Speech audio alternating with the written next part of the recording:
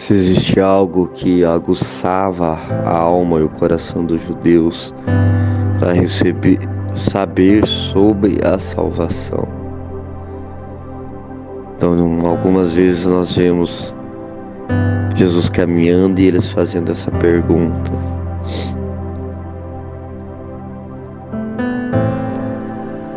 bom mestre, o que devo fazer para ganhar a vida eterna? Lucas 13 é perguntado para Jesus: são poucos os que se salvam? Então o judeu ele tinha esse olhar para o fim último da sua vida, que é a morte, e o que aconteceria depois, e o que Jesus falava sobre isso, o que Jesus tinha para ensiná-los a acrescentar, qual que era a direção para ganhar o céu.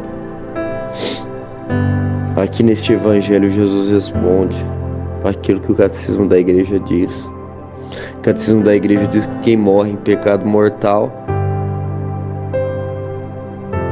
está condenado ao inferno. Aqui Jesus responde de uma forma contrária: viva os mandamentos e será salvo. Só que aquele jovem ele já tinha esses mandamentos incruentos na sua alma e ele já vivia os mandamentos. Diz a palavra que Jesus amou ele, porque Jesus ama profundamente aqueles que guardam os seus mandamentos. Por isso ele fala: se me amais, guardareis os meus mandamentos. João 14,15. Quando Jesus cura o cego, lava, cospe no barro e faz ali um lodo e passa nos seus olhos. Depois que Jesus cura ele, seus vizinhos levam ele os fariseus, e os fariseus começam a indagar ele a respeito de Jesus, até que ele perde a paciência e fala: Deus não ouve a pecadores. Por quê? Porque eles estavam querendo falar que Jesus era um pecador e ele traz essa palavra fulminante: Deus não ouve a pecadores. E aí você pode questionar: Guilherme, então Deus não ouve ninguém porque todo mundo está em pecado? E os santos da igreja respondem que quando uma pessoa, um pecador, ele começa a se arrepender do seu pecado, ele já não é mais pecador, mas sim penitente. Ele já sai da condição de um pecador passivo e entra numa condição de uma alma penitente que quer mudar de vida. E aí sim Deus ouve as suas orações. Jesus ensina para esse jovem aqui qual que é os mandamentos e percebe naquela alma que ela tem sede de algo mais, que ela não quer só fazer aquilo que é necessário, mas ela quer devolver este amor a Deus na totalidade. Então Jesus chama ele para ser santo.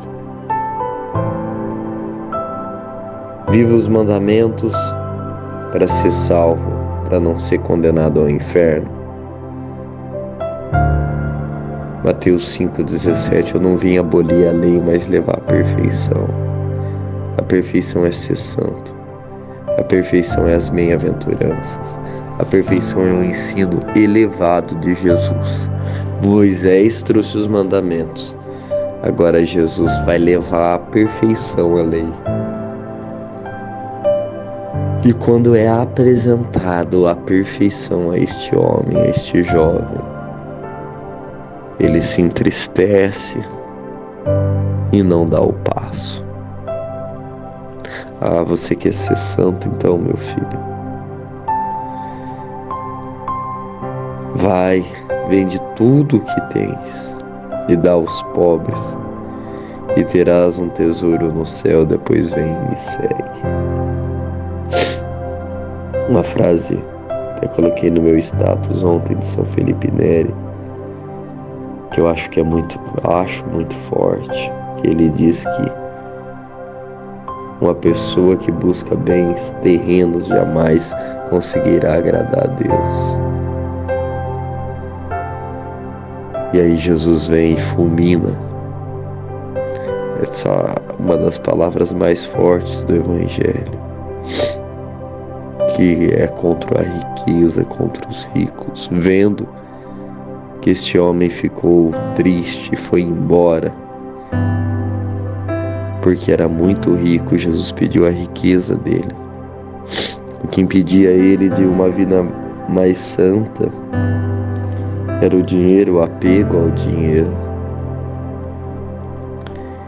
E Jesus, olhando ao redor, disse aos discípulos como é difícil para os ricos entrar no reino de Deus. Os discípulos meio que sem entender essa palavra que Jesus tinha dito, Jesus vai e repete: meus filhos, como é difícil entrar no reino de Deus. Ponto de exclamação. É mais fácil um camelo passar pelo buraco de uma agulha do que um rico entrar no reino de Deus. Primeiro ele afirma: é difícil entrar no reino de Deus. Não é para qualquer um. Não é pra gente mole, não é pra gente preguiçosa, não é pra gente que fica com medo de chuva, de sol, de enfermidade, de perder o seu nome, de ser caluniado, de ser tirado dos convites, das bagunças de família, de amigos, de roda de samba. Não é pra gente que tá ainda preocupado com a sua imagem. É difícil entrar no reino de Deus. Ele afirma isso, por isso que eu falei ponto de exclamação. Como é difícil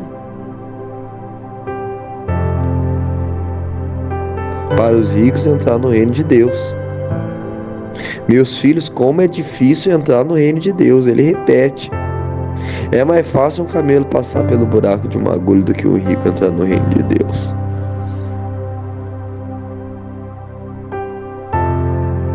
E aí as pessoas tentam te explicar de toda forma, que dá um jeitinho brasileiro. Mas é o Cristo falando. Primeiro ele fala, sem colocar o rico, é difícil entrar no reino de Deus. Aí ele acrescenta, para o rico ainda é muito mais difícil.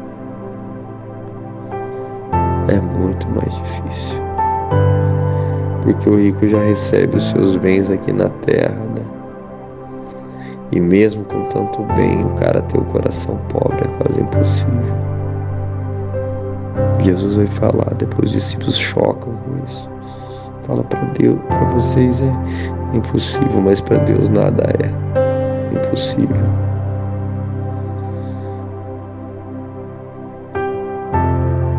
Para aqueles que querem a todo custo amar a Deus, porque Ele merece ser amado. A tendência é a gente buscar amar a Deus por medo do inferno, por medo de não ser condenado, mas o amor perfeito, o amor que agrada a Deus, é amá-lo de todo o coração, de toda a alma, por aquilo que Ele é, não por aquilo que Ele pode fazer, não por aquilo que Ele pode resolver, não para onde Ele pode me levar, não por aquilo que eu posso fazer em seu nome, curas, milagres, sinais, viagens. Não amar Ele pelo que Ele é. Ele é o Santo dos Santos. E Ele é aquele que desceu do céu para se fazer prisioneiro em cada sacrário, em cada capela simples até a catedral mais linda. Ele que se encontra muitas vezes abandonado porque ninguém faz uma visita, gasta um tempo com Ele. Ele continua sendo aquele que vai chamando as almas para uma entrega total. Continua sendo aquele que bate na porta do coração e vai pedindo tudo. Que Ele dê a coragem aos homens e às mulheres do nosso tempo de desapegar um pouco dessa terra e dar tudo pelo tudo. Que Nossa Senhora, aquela que não saiu triste, mas pelo contrário. Feliz és tu, Maria, porque acreditastes. A bem-aventurada Mãe de Deus. A tristeza de não seguir Jesus acompanha aqueles que não têm a coragem de dar o seu sim. E a bem-aventurança, a felicidade, é consequência daqueles que abandonam tudo para segui-lo.